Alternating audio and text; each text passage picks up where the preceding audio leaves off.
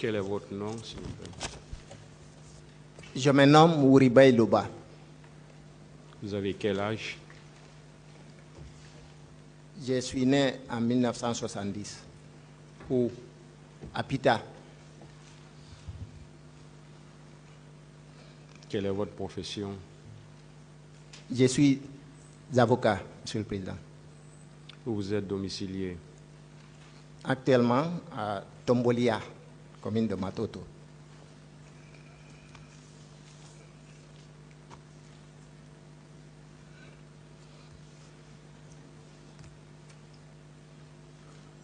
Alors, dites au tribunal ce que vous savez dans cette affaire. Merci, Monsieur le Président, honorables assesseurs. Permettez-moi, avant toute chose, d'envoyer une pensée très pieuse, mais très forte, à toutes les victimes, aux morts, aux disparus, aux femmes violées, aux personnes battues. Bref, même à toutes les personnes, même n'ayant pas été, ayant eu une petite blessure, mais qui ont tout simplement été tellement impressionnées par la violence des massacres.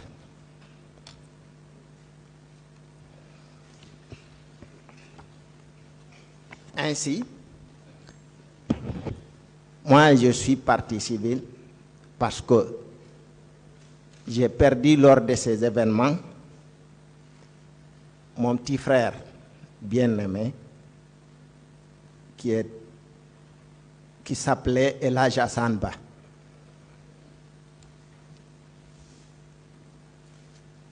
Ce jour du 28 septembre,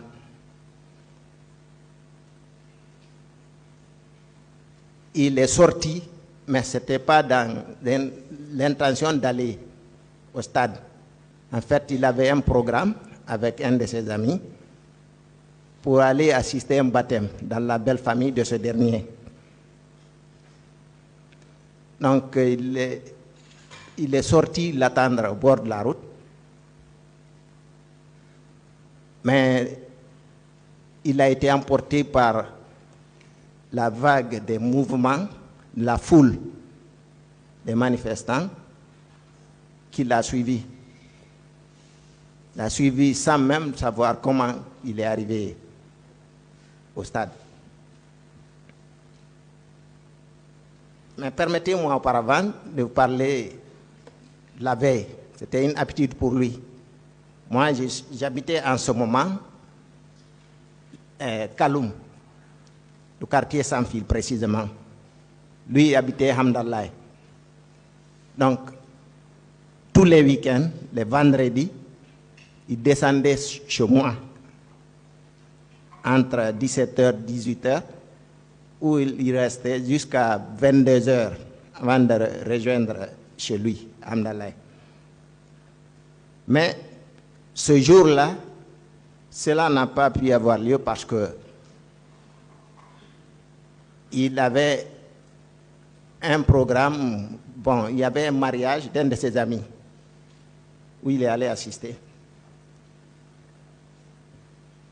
Puis le dimanche, il n'a pas pu venir aussi parce que il me disait qu'il devait se préparer pour le lundi, là, comment on appelle ça, pour accompagner son ami au baptême.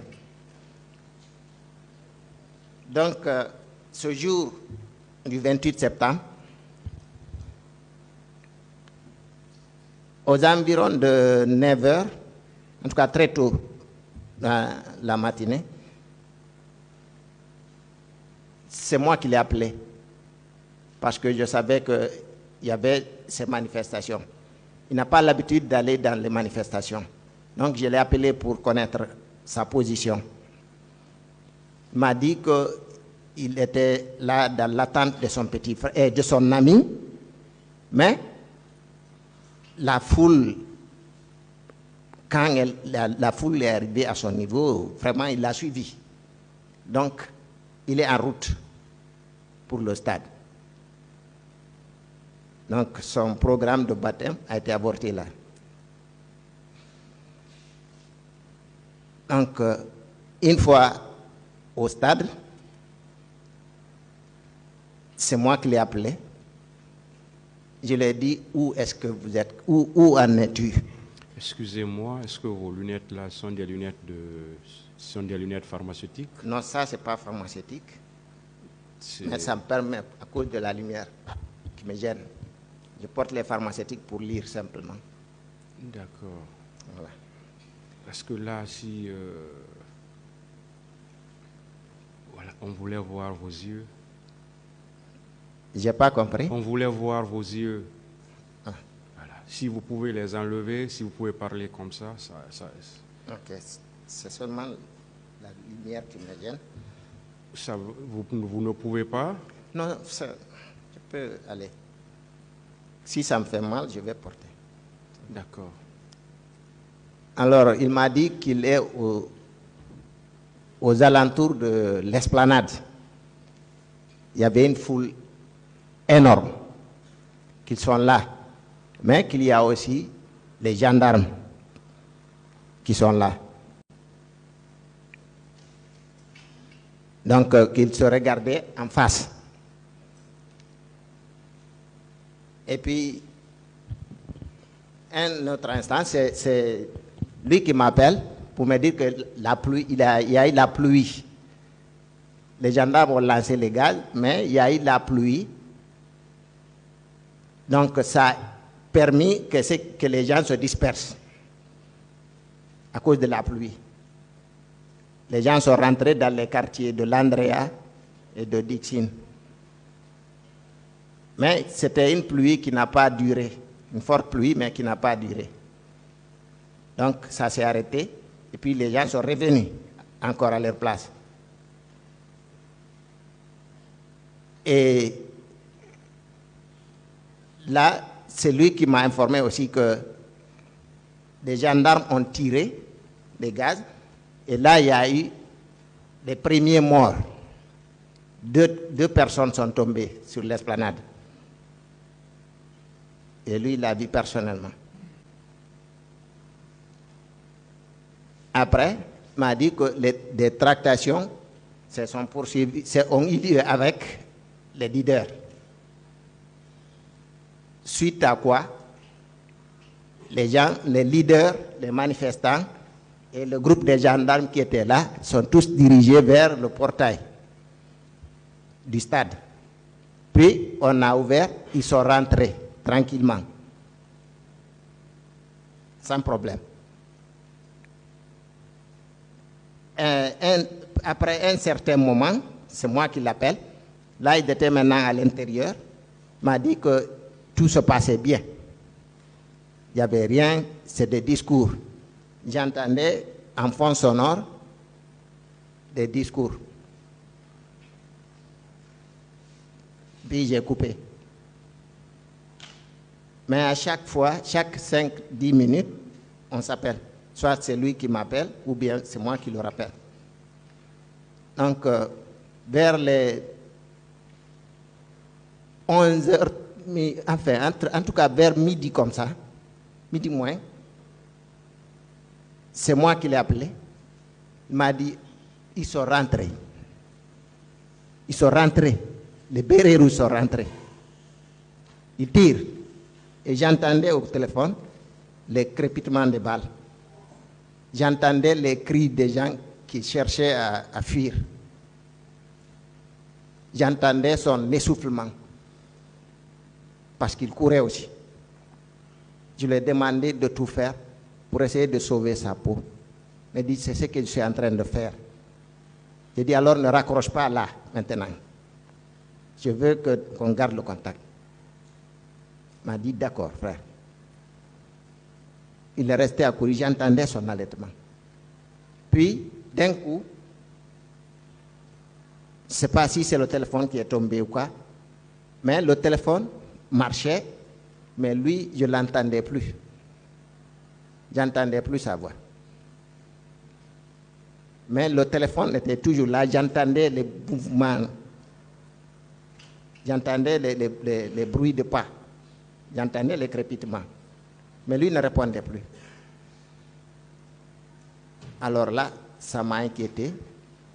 Puis quelqu'un, je ne sais pas si c'est quelqu'un qui a pris le téléphone et puis il l'a coupé. Depuis cet instant, je n'ai plus de contact avec lui.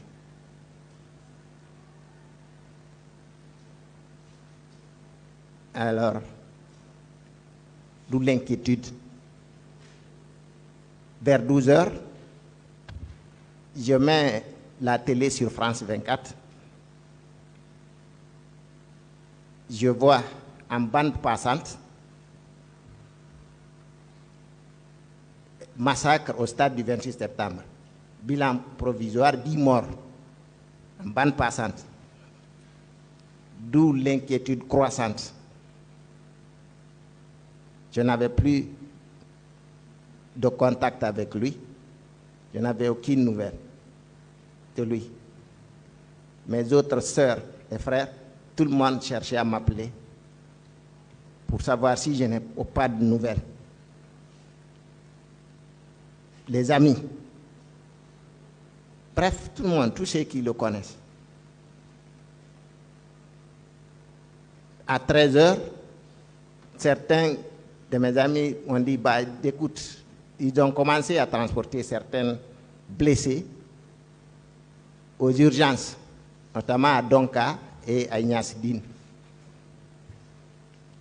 Immédiatement, je me suis transporté d'abord à Ignace-Dine, aux urgences,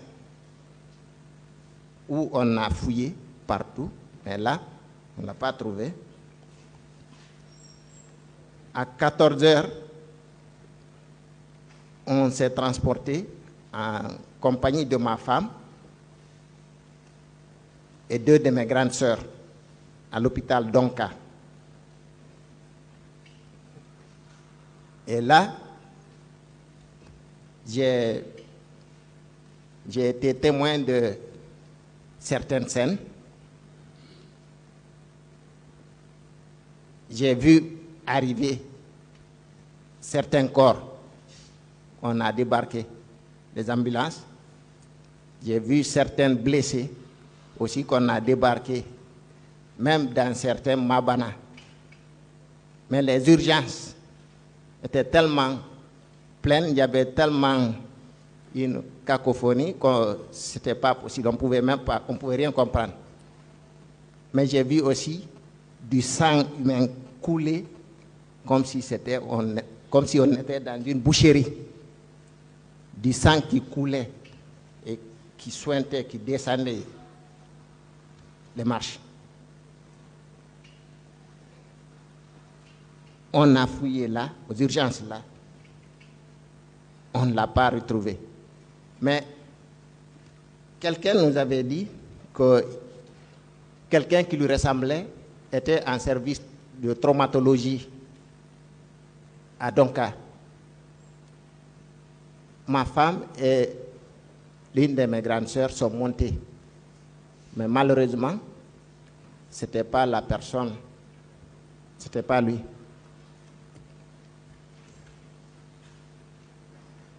Et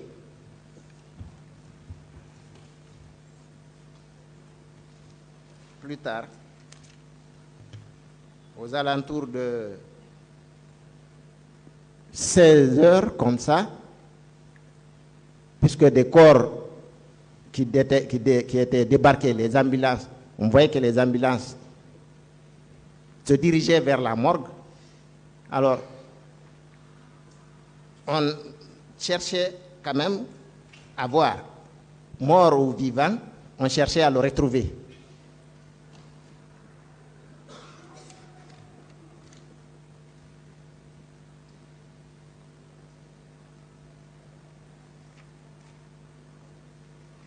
Mais toutes ces recherches-là sont restées vaines. Et aux alentours de 16 heures, entre entre 16h et 17h, hein, je crois bien, si je ne me trompe pas. Les parents de victimes étaient là, nombreux à la morgue. Et puis, on a vu des bérets rouges arriver pour chasser tout le monde, que la morgue est interdite. Et puis, j'entends annoncer, c'est le ministre de la Santé. Le ministre de la Santé est là. Et les bérets rouges doivent être, sont là pour garder la morgue. Désormais, personne ne va voir un corps là-bas.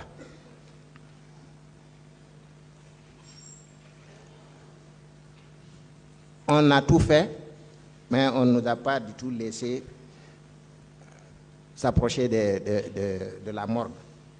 C'est là d'ailleurs que l'une de mes grandes sœurs a foulé son pied en essayant de fuir suite à la poursuite des bérets rouges qui étaient venus garder la morgue. Je précise d'ailleurs que la voie là, c'est-à-dire du carrefour Donka, carrefour Cam-Boaro là, a même été pris. Donc personne ne pouvait passer par là. Mais nous sommes restés aux abords. C'est là que, aux environs de 18h, j'ai reçu la nouvelle fatidique.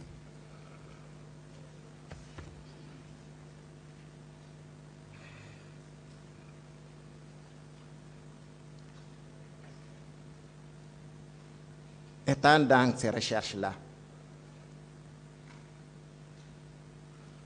j'ai reçu un coup de fil d'une personne qui était au stade, qui a d'abord commencé par me demander si on a retrouvé mon frère. J'ai dit, nous sommes sur les recherches. Il dit, ah, mon frère?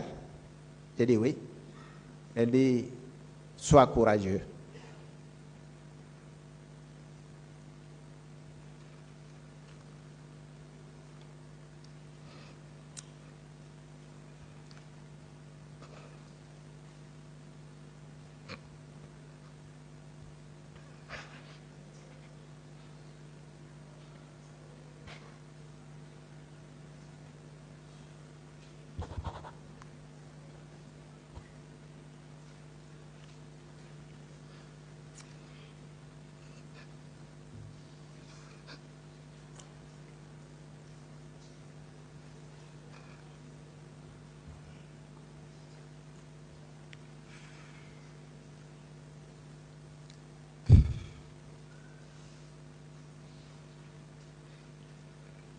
M'a dit mon frère,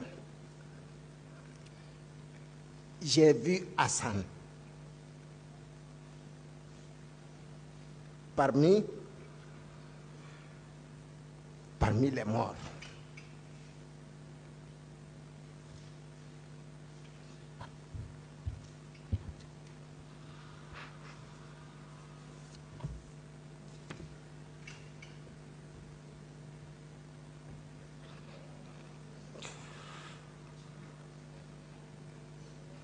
Dit que j'ai vu Hassan parmi les morts. Pour être sûr, je me suis approché de lui, de son corps. J'ai bien vu que c'était lui.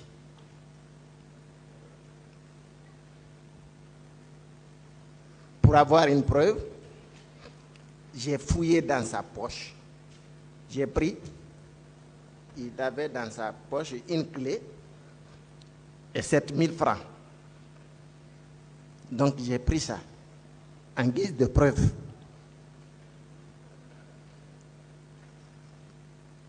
Mais je n'avais pas osé vraiment donner l'annonce. Je lui ai demandé où est-ce qu'il a envoyé la clé. Il me dit qu'il partait pour remettre à mon beau-frère.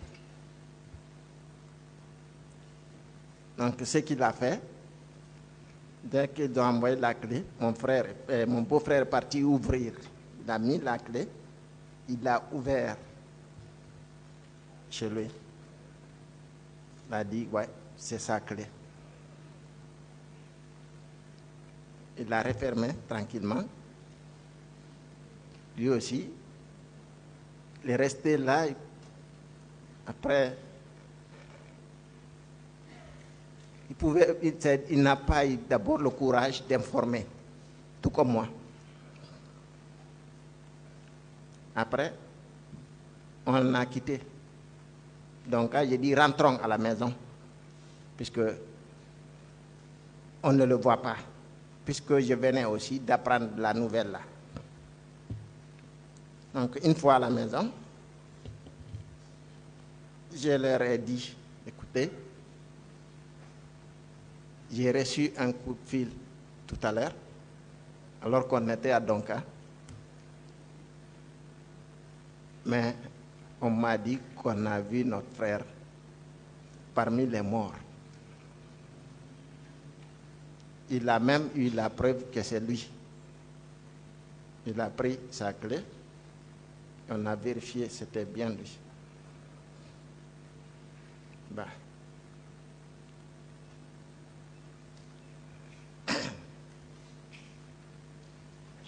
Alors,